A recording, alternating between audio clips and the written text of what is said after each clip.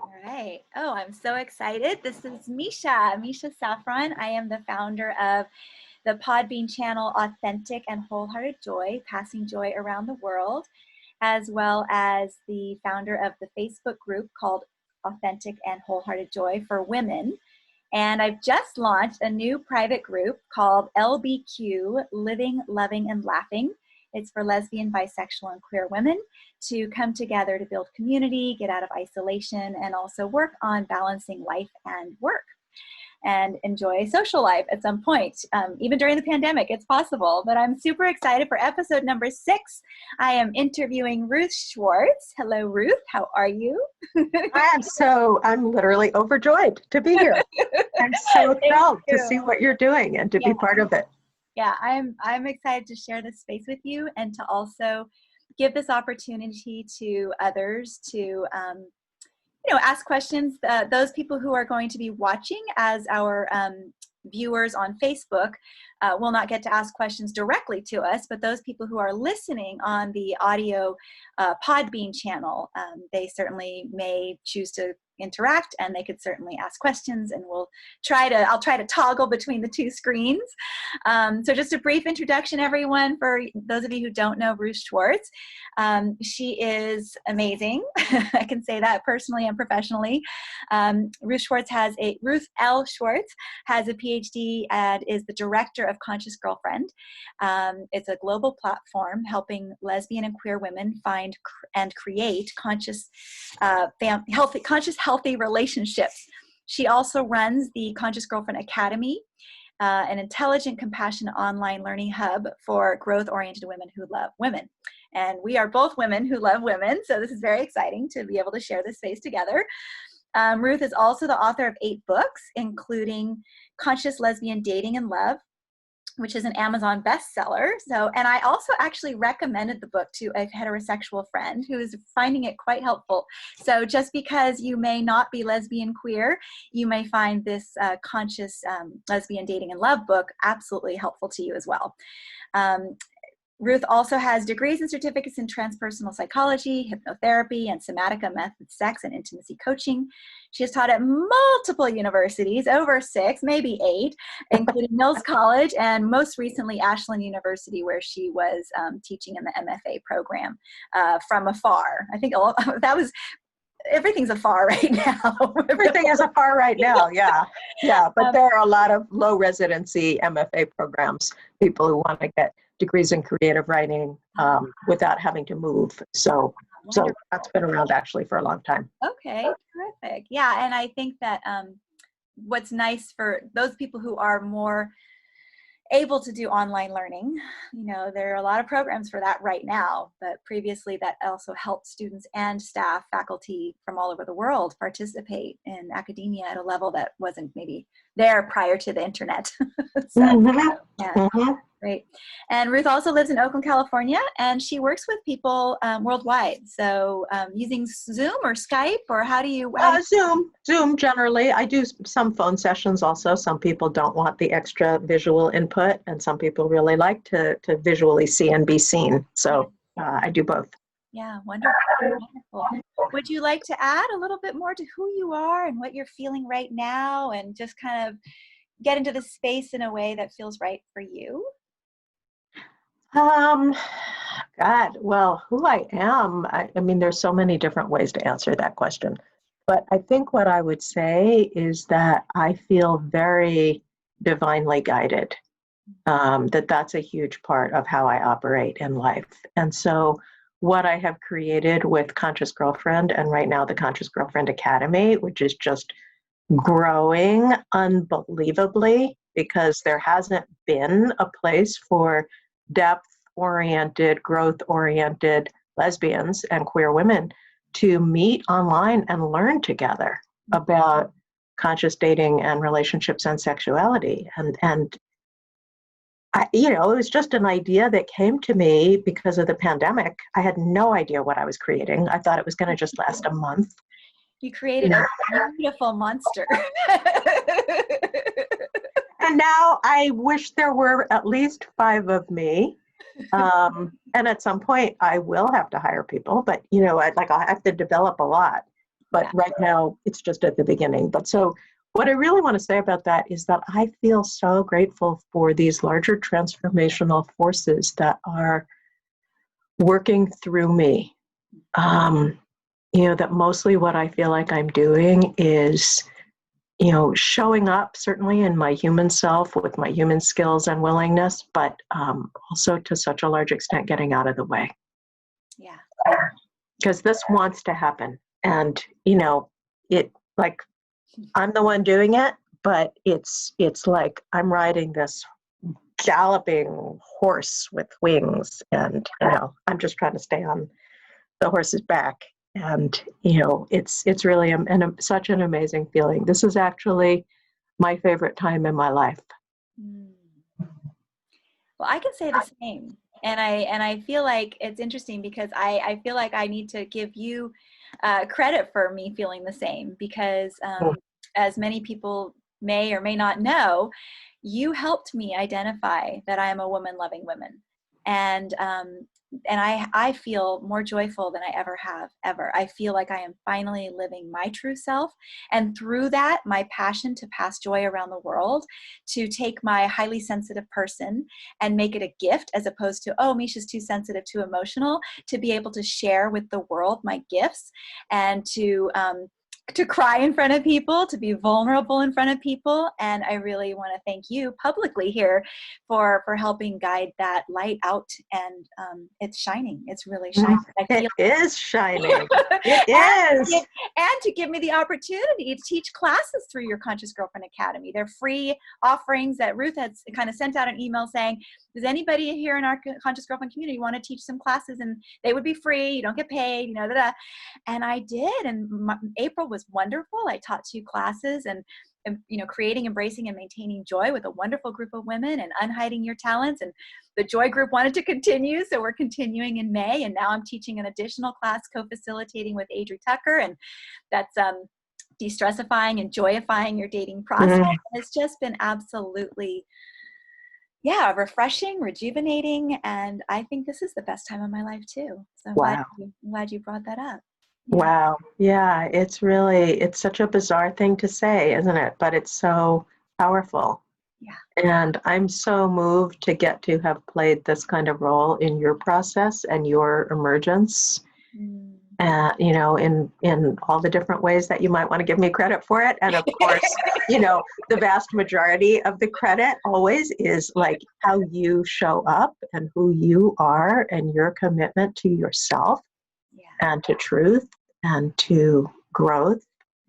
And gratefully, I've learned that I don't have to do it alone. So I bring in my higher power and the universe, Mother Nature, and all the women and men in the world that have shown me love and depth, and even the ones that have shown it to me through hard times, challenges, and pain. But they're all for sure. They're all my teachers. So with that in mind, I want to move on to asking you, when you hear the word joy, what does that evoke in you? Well, it makes my body want to move. Just like joy and sitting still. Well, actually, that's not true. I can have a certain kind of joy and sit very still. Like if I'm by myself in nature, I can just sit still for hours and be in a very deep state of joy. Like looking at the river, watching leaves move on a tree. That is one of my deepest sources of joy. And when I'm interacting with other people in a joyful way, that's when I want to move. That's, because it's, and I want to smile and laugh and engage. And so those are 2 of my joy speeds, I would say. There are more too, but those are. I think that's been a resonating thought throughout my podcasts, where people have had these 2 different levels of energy around joy. Some is very deep and quiet, and it's like a serene place to sit and be. And others, it's like, wow, a quick little smile, like, like you said, like looking at the leaves or a bird flying by, like just that momentary, ooh, ah, like the awe that can be seen. Mm-hmm. Did you grow up with the concept of joy in your life? Well, I certainly didn't grow up with the word. I mean, it wasn't a word that people around me were talking about. I do think I grew up with the feeling of it. And in my growing up life, it was really something I experienced by myself. I don't think I had one childhood friend maybe that maybe we had some joy together. I'm not sure. But I moved around a lot as a kid. So I had a lot of change and disruption in my life, which, was also a lot of stimulation in my life. Sure. But it probably also contributed to, it's like there wasn't a landscape that I knew for years or people that I knew for years. Everything was changing every year or two. So it makes sense that I learned how to access and locate joy from inside. Mm-hmm. And I think later, more recently, my really exciting growth curve, and this is part of what I love about the Academy, is like, oh, I get to have joy with all these people.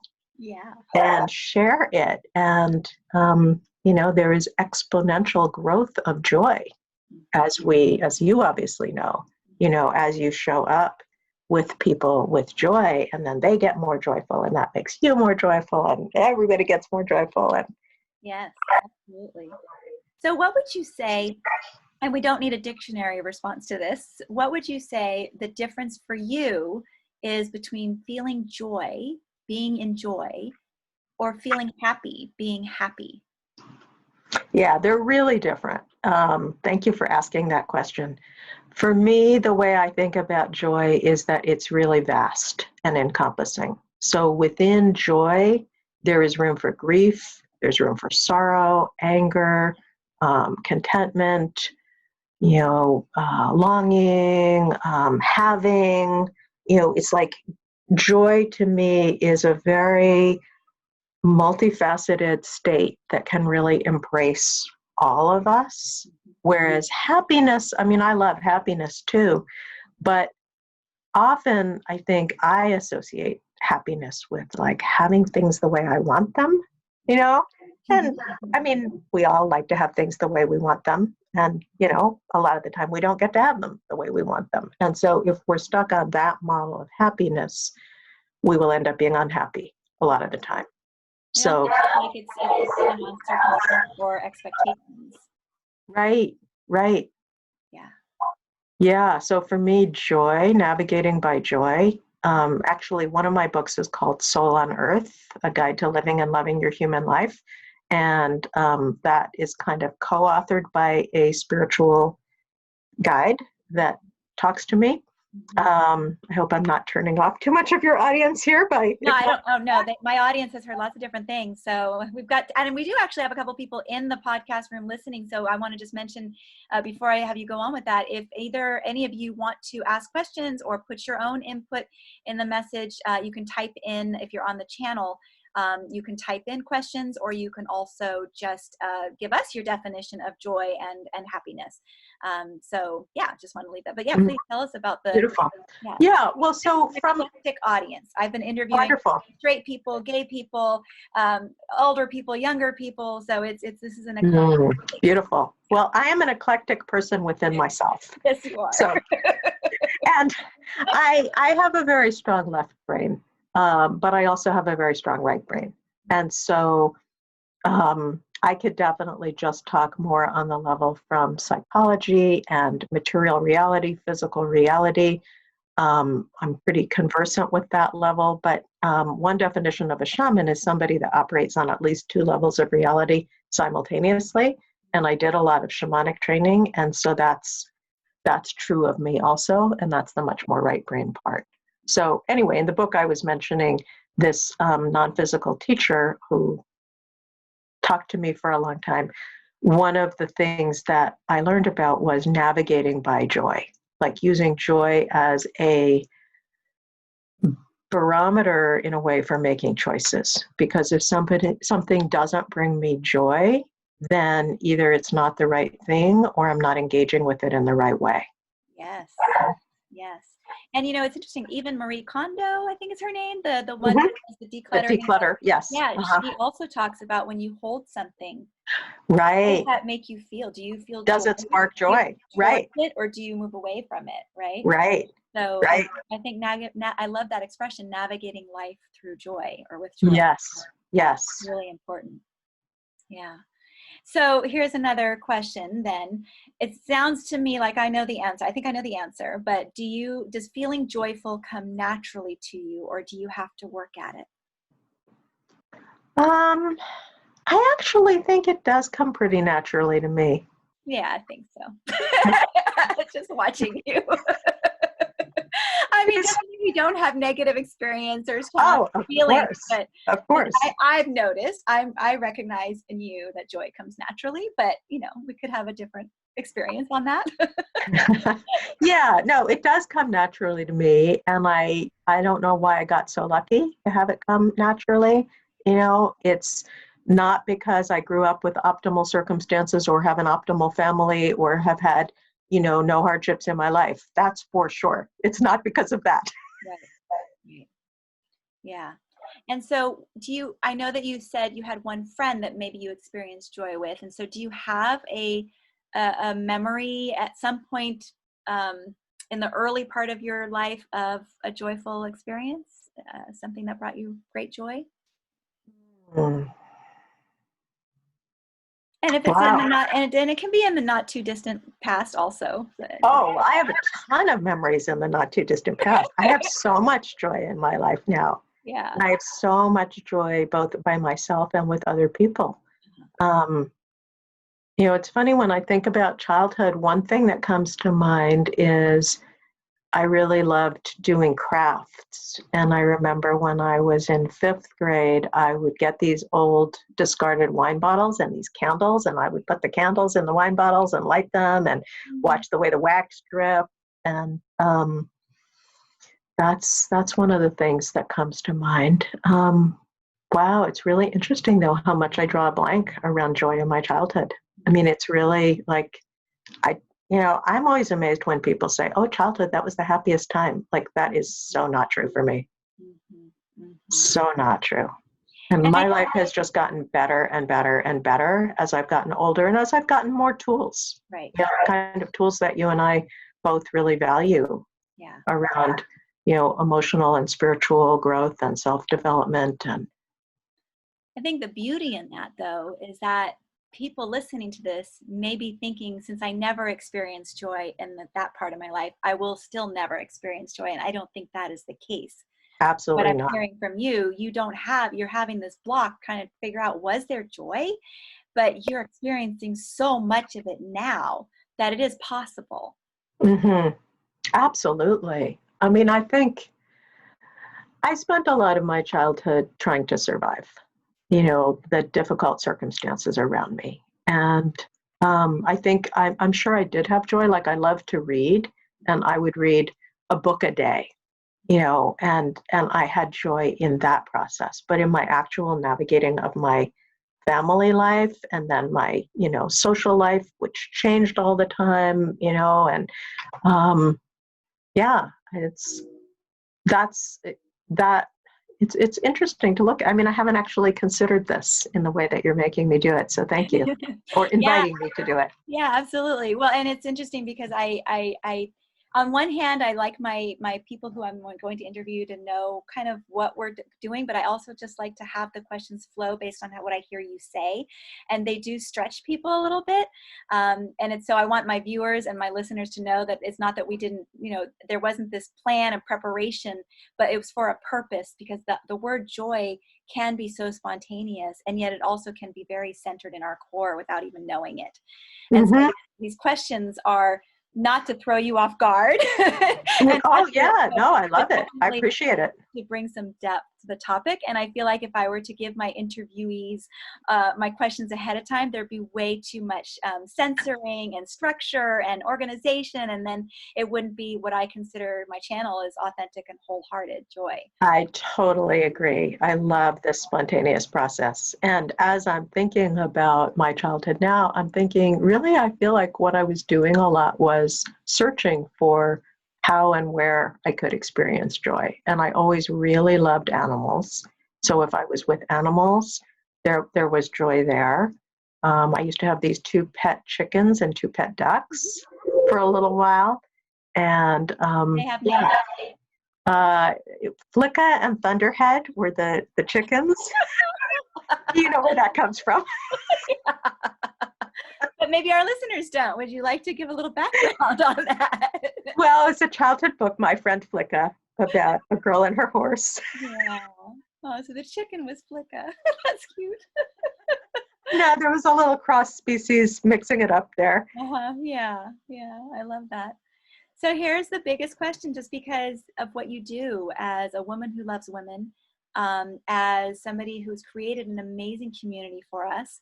And we say lesbian and queer, but that does include bisexual women Absolutely. identified. And pansexual and, however somebody defines. Yeah. Yeah, woman identified.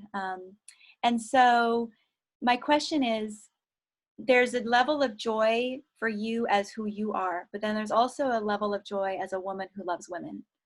And so I'd love you can expand on that in any way you want, but I really want to just give this time for you to kind of talk about what have you experienced as a woman loving woman, or as a woman teaching women who are wanting to love women, or guiding women, all of that. Where does the joy fall in?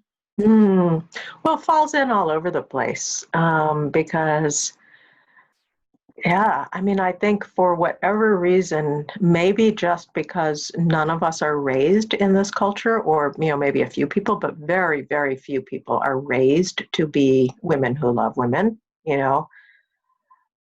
to chart your course, to acknowledge that in yourself, and then to claim it in the world is an extraordinary thing.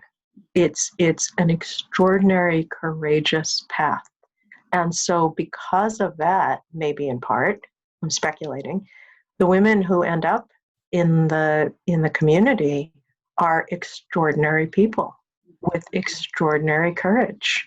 And, it's not like it's perfect. I mean, because it's also a community full of trauma. And, sometimes that plays out in difficult ways, internally or between us. But I think, because it's going against the grain, it's going against the default. Like, I just feel like on average, lesbians or women who love women are so much more interesting and so much deeper than other people, and, there are tons of really, really, really deep, interesting straight people and gay men and people of all genders and orientations. So, I want to acknowledge that too. But I just think that we have a truly extraordinary community, and that brings me great joy to both witness that and nurture it, and be part of it and be nurtured by it. Yeah, I've noticed conversations that we've been having in my joy class.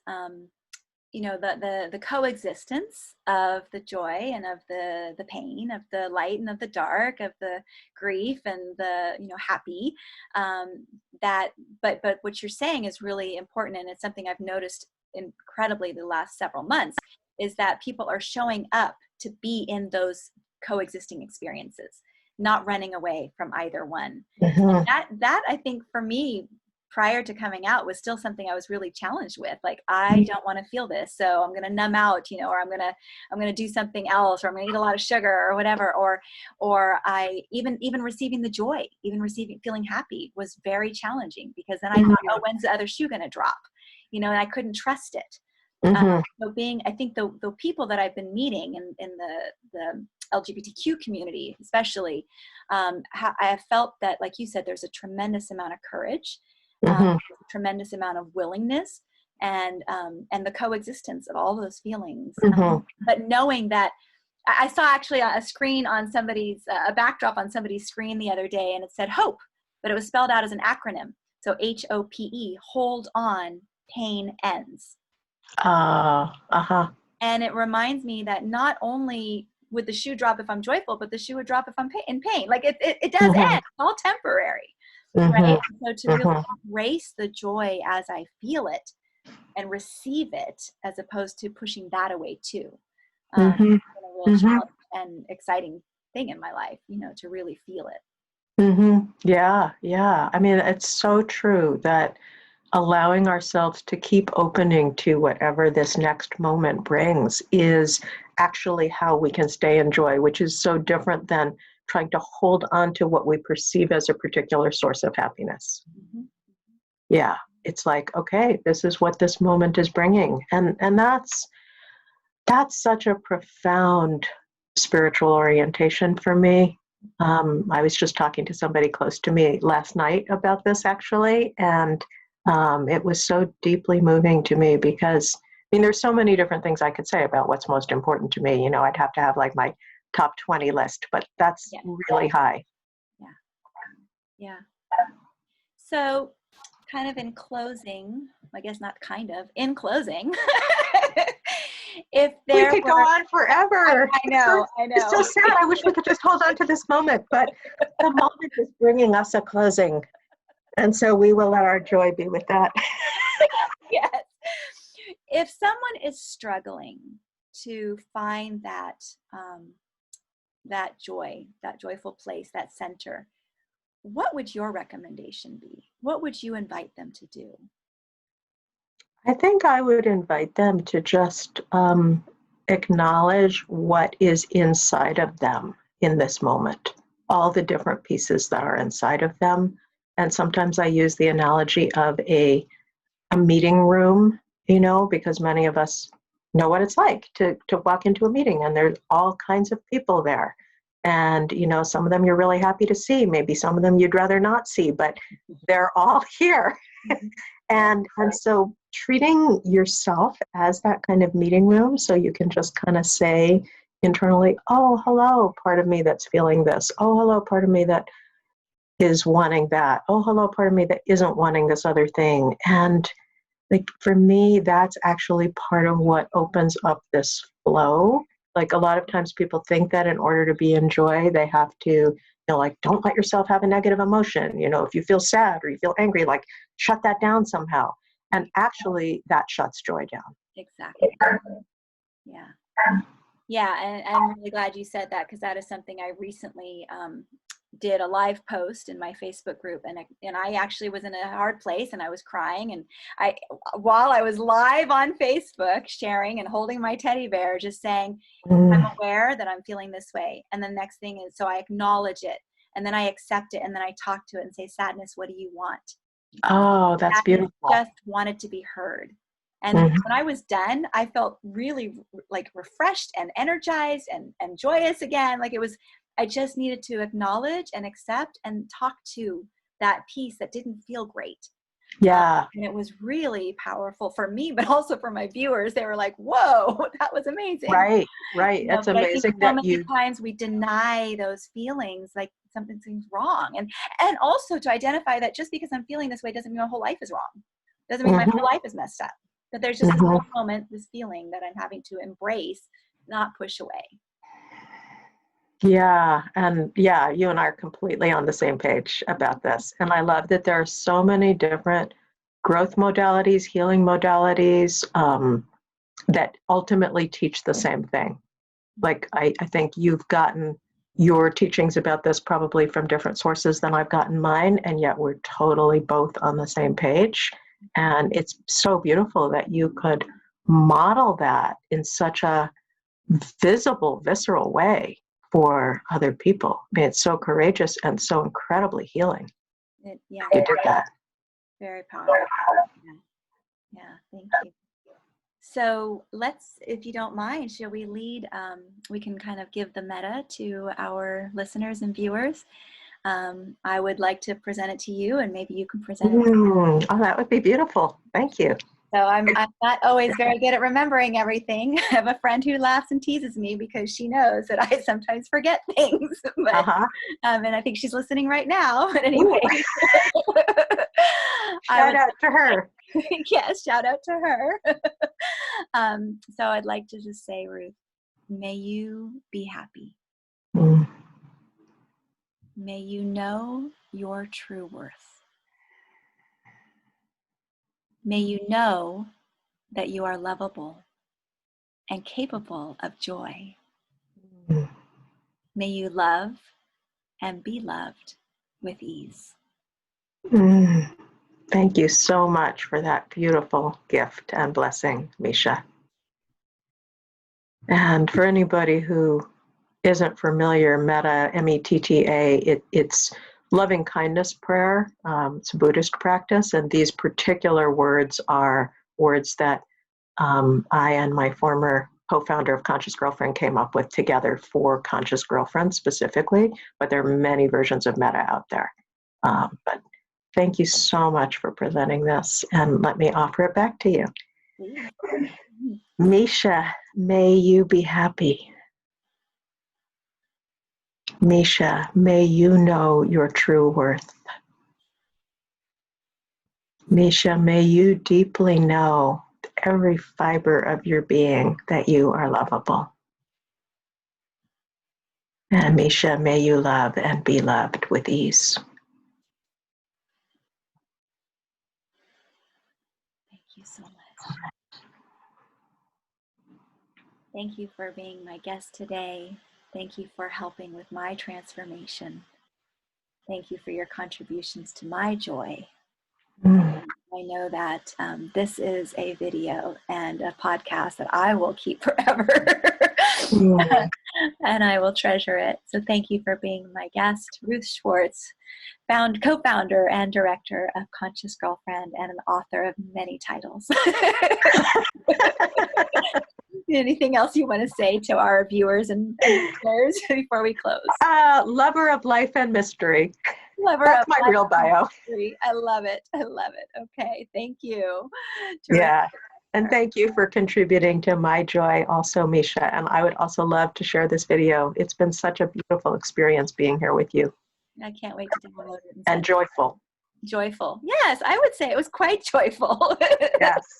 All right. We'll say goodbye to everybody. Thank you for listening again. This is Misha Safran, Ruth Schwartz, and we are on my Podbean podcast called Authentic and Wholehearted Joy, passing joy all around the world.